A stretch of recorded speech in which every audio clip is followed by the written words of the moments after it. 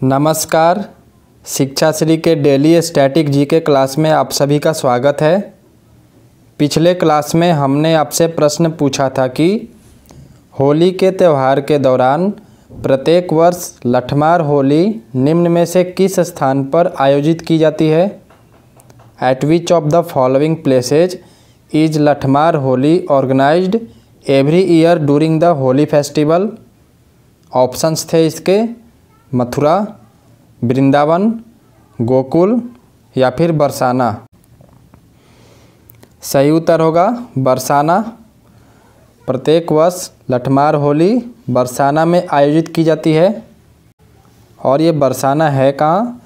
मथुरा में है।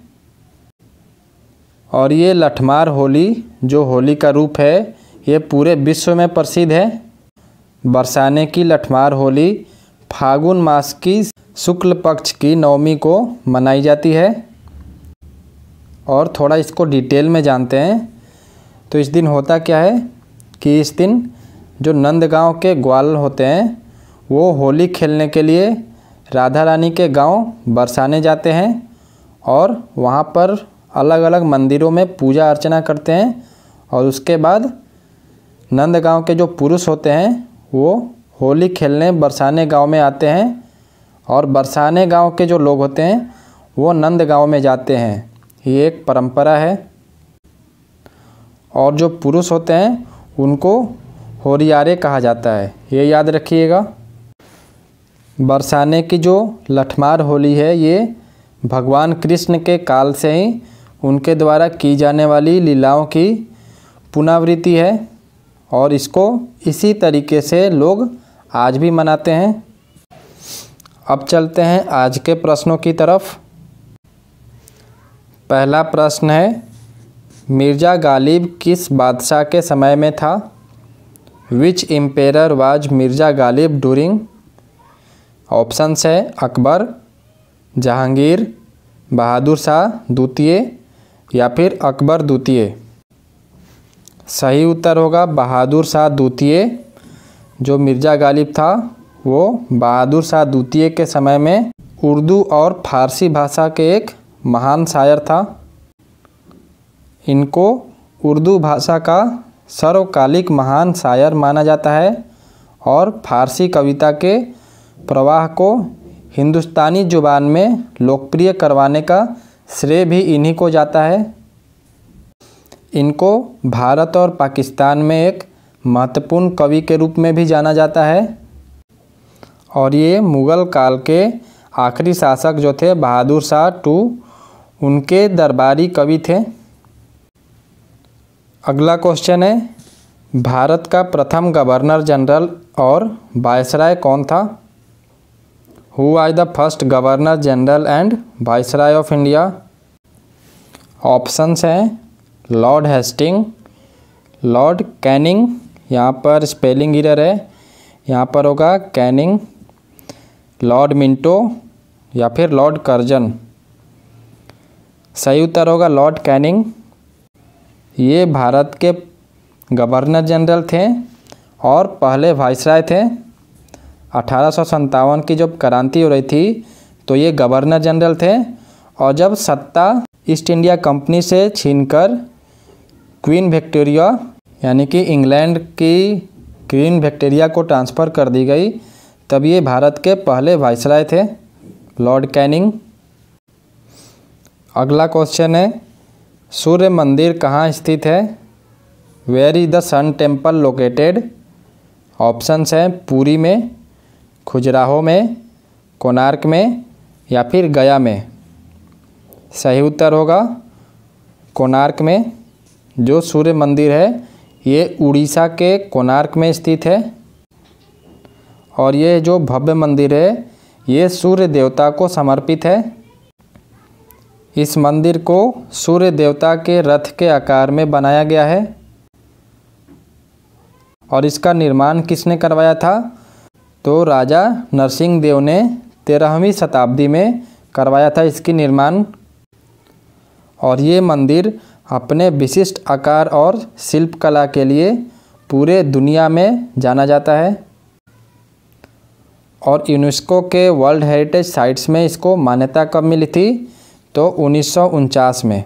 ये याद रखिएगा, यूनेस्को ने इसे विश्व धरोहर स्थल की मान्यता दी थी। अब जान लेते हैं उड़ीसा, उसका राजधानी भुवनेश्वर है। गवर्नर कौन है वहाँ के? तो गणेशी लाल जी हैं और मुख्यमंत्री नवीन पटनायक जी हैं। अगला क्वेश्चन है, क्षेत्रीय परिषदों का गठन किसके द्वारा किया जाता है? बहुत ही इम्पोर्टेंट क्वेश्चन है। हायर कॉम्पिटिटिव एग्ज़ाम से लेकर सारे कॉम्पिटिटिव एग्ज़ाम्स में पूछा जाता है। यूपीएससी से लेकर नीचे तक के क्वेश्चंस पूछे जाते हैं, तो ध्यान से इसे समझिएगा। ऑप्शंस हैं राष्ट्रपति, प्रधानमंत्री, लोकसभा अध्यक्ष या फिर गृह मंत्री। सही उत्तर होगा राष्ट्रपति। ये क्षेत्रीय परिषद है क्या? तो सभी राज्यों के बीच और केंद्र और राज्यों के बीच मिलकर काम करने की संस्कृति को विकसित करने के उद्देश्य से राज्य पुनर्गठन अधिनियम यानी कि स्टेट्स रीऑर्गेनाइजेशन एक्ट, ये 1956 के अंतर्गत क्षेत्रीय परिषदों का गठन किया गया था। रीजनल काउंसिल्स का गठन किया गया था स्टेट्स रीऑर्गेनाइजेशन एक्ट के तहत। और जो क्षेत्रीय परिषद हैं उनको यह अधिकार दिया गया है कि वो आर्थिक और सामाजिक योजना के क्षेत्र में आपसी हित से जुड़े किसी भी मसले पर विचार विमर्श कर सकते हैं और सिफारिश भी दे सकते हैं। जो क्षेत्रीय परिषदें होते हैं वो आर्थिक और सामाजिक आयोजना, भाषाई अल्पसंख्यकों, अंतर्राज्यीय परिवहन, इन जैसे साझा हित के मुद्दे के बारे में केंद्र और राज्य सरकार को सलाह दे सकते हैं। कितने हैं? तो 5 रीजनल काउंसिल्स हैं। कौन कौन से हैं? पहला है पूर्वोत्तर राज्य यानी कि असम, अरुणाचल प्रदेश, मणिपुर, त्रिपुरा, मिजोरम, मेघालय और नागालैंड। ये पूर्वोत्तर राज्य के क्षेत्रीय परिषद है। सिक्किम को इसको 23 दिसंबर 2002 को इसमें शामिल किया गया था, पूर्वोत्तर राज्य वाले में। उसी तरीके से है उत्तरी क्षेत्रीय परिषद, इसमें आता है हरियाणा, हिमाचल, पंजाब, राजस्थान और राष्ट्रीय राजधानी क्षेत्र दिल्ली, और इसका हेडक्वार्टर भी दिल्ली में है। और इसमें आते हैं केंद्र शासित प्रदेश चंडीगढ़, जम्मू और कश्मीर और लद्दाख। उसी तरीके से सेंट्रल कौन सा है? मध्य क्षेत्रीय परिषद कौन सा है? तो छत्तीसगढ़, उत्तराखंड, उत्तर प्रदेश और मध्य प्रदेश, इसमें ये राज्य शामिल हैं। पूर्वी क्षेत्र परिषद में कौन कौन से राज्य शामिल हैं? तो बिहार, झारखंड, उड़ीसा और पश्चिम बंगाल।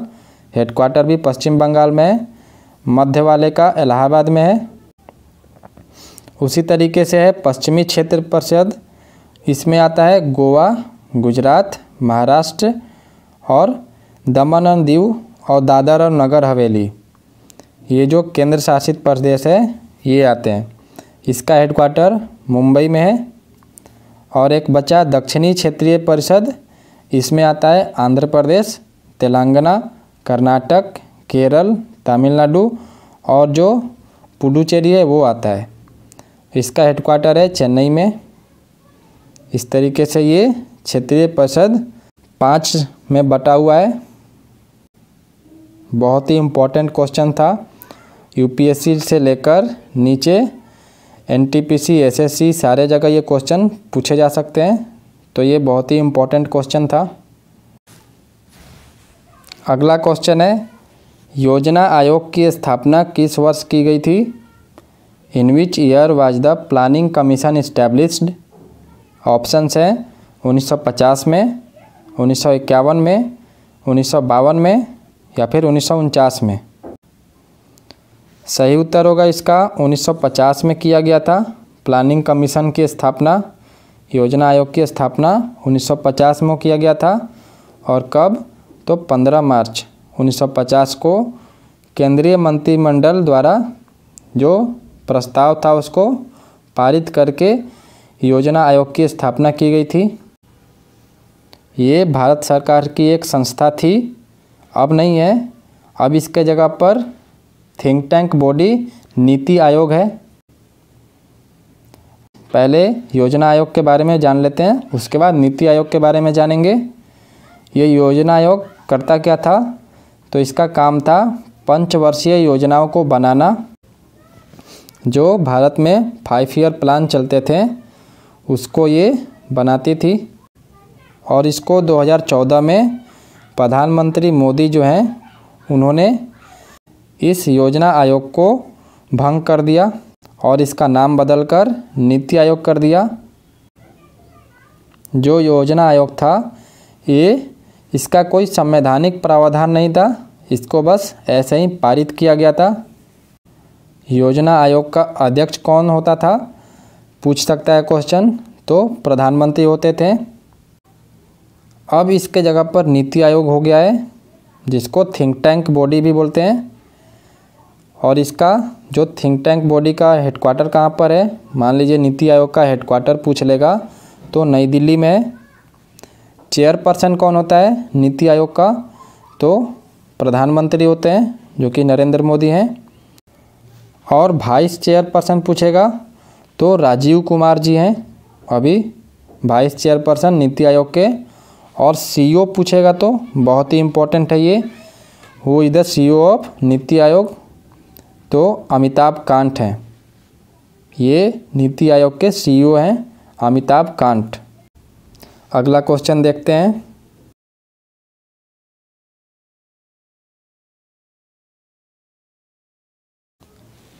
संविधान के किस संशोधन द्वारा मतदान की आयु 21 वर्ष से घटाकर 18 वर्ष की गई? By which amendment of the constitution the voting age was reduced from 21 years to 18 years? Options है 61वां, 63वां, 60वां या फिर 64वां। सही उत्तर होगा 61वां। 61वां संशोधन करके मतदान की आयु को 21 वर्ष से घटाकर 18 वर्ष कर दी गई। चाहे वो लोकसभा का चुनाव हो या फिर राज्य की विधानसभाओं की चुनाव हो, उम्र को घटाकर 18 वर्ष कर दी गई थी 61वां संशोधन के द्वारा। इसी तरीके से हमने और भी बहुत सारे संशोधन को पिछले क्लासेज में पढ़ाया है, तो आप लोग सारे क्लासेज को देखा करें। सारे दिन जो स्टैटिक जीके की क्लास होती है उसमें बहुत ही इम्पोर्टेंट क्वेश्चंस को कराए जाते हैं पूरे एक्सप्लेनेशन के साथ, तो आप लोग किसी क्लास को मिस ना किया करें। बहुत ही इम्पोर्टेंट क्वेश्चंस है, आपके अपर एग्ज़ाम से लेकर लोअर एग्ज़ाम्स में महत्वपूर्ण साबित होता है ये क्वेश्चंस, तो आप लोग किसी क्लास को मिस ना करें। पॉलिटी के भी क्लास कराए हैं, तो उसमें भी आप लोग बहुत सारे क्वेश्चंस वहाँ से भी पॉलिटी के देख सकते हैं, तो आप लोग उसे ज़रूर देखें। अगला क्वेश्चन है, किस महाद्वीप को पठारी महाद्वीप कहते हैं? Which continent is called a प्लेटू continent? Options हैं ऑस्ट्रेलिया, एशिया, यूरोप या फिर अफ्रीका। सही उत्तर होगा अफ्रीका। अफ्रीका को पठारी महाद्वीप कहा जाता है क्योंकि लगभग पूरा महाद्वीप समुद्र तल से ऊपर उठा हुआ है। अगला क्वेश्चन है, वेदांगों की कुल संख्या कितनी है? What is the total number of Vedangas? Options है 5, 11, 6 या फिर 4। सही उत्तर होगा 6। वेदांगों की कुल संख्या 6 है। कौन कौन सा है? तो पहला है शिक्षा, दूसरा है छंद, तीसरा है व्याकरण, चौथा है निरुक्त, पांचवा है ज्योतिष और छठा है कल्प। ये 6 संख्या है वेदांगों की, जो कि आपसे पूछ सकता है। वेदांगों का शाब्दिक अर्थ क्या है? तो वेदों का अंग। वेदों का अंग ये शाब्दिक अर्थ है। कौन कौन से? ये शरीर के अंगों की तरह ही होते हैं वेदों के, और ये वैदिक परंपराओं के अध्ययन संरक्षण में विभिन्न सहायक और संवर्धित कार्य करते हैं, जो 6 वेदांग हैं। अगला क्वेश्चन है, शिव की मूर्ति बनाकर पूजा करने का विवरण कहाँ से मिलता है? From where do we get the details of worshipping the idol of Shiva? Options है महाभारत, मत्स्य पुराण, महाभाष्य या फिर अष्टाध्यायी। सही उत्तर होगा महाभाष्य। यहाँ से हमको शिव की मूर्ति बनाकर पूजा करने का विवरण मिलता है। और आज का लास्ट क्वेश्चन, उसके बाद आप सभी के लिए अभ्यास प्रश्न जो कि आपको कमेंट सेक्शन में देना होता है। अंतिम प्रश्न है, गैस इंजन की खोज किसने की? Who discovered the gas engine? ये भी इम्पोर्टेंट क्वेश्चन है। ऑप्शंस है डीजल, डेवी, डैमलर या फिर चार्ल्स। सही उत्तर होगा डैमलर। डैमलर ने गैस इंजन की खोज की थी। इस तरीके से ये क्लास यहीं पर समाप्त होता है। अब चलते हैं आज के अभ्यास प्रश्न की तरफ। अभ्यास प्रश्न है, मार्बल पैलेस किस शहर में स्थित है? Marble palace is situated in which city? Options है मुंबई, कोलकाता, मद्रास या फिर दिल्ली। इस क्वेश्चन का उत्तर आप लोग कमेंट सेक्शन में दीजिएगा। इसका उत्तर हम आपको अगले क्लास में बताएंगे। और आप लोग अन्य क्लासेज को भी देखा करें, सारे क्लास बहुत ही महत्वपूर्ण है। आपको आपके एग्ज़ाम्स के लिए हर एक सब्जेक्ट की क्लास कराई जाती है, तो आप लोग अवश्य देखा करें। और हमारे सारे सोशल साइट से जुड़ जाएं, ब्लॉग से लेकर इंस्टाग्राम, फेसबुक। ब्लॉग पर डेली बेसिस पर इंग्लिश की राइटिंग पैसेज कराई जाती है, तो आप लोग वहाँ पर जुड़ें, अवश्य जुड़ें। और आप लोग कमेंट सेक्शन में बताएं कि आप लोग के लिए और क्या डाला जाए ब्लॉग पर। चलिए अगले क्लासेज में मिलते हैं, तब तक के लिए धन्यवाद। जय हिंद, जय भारत।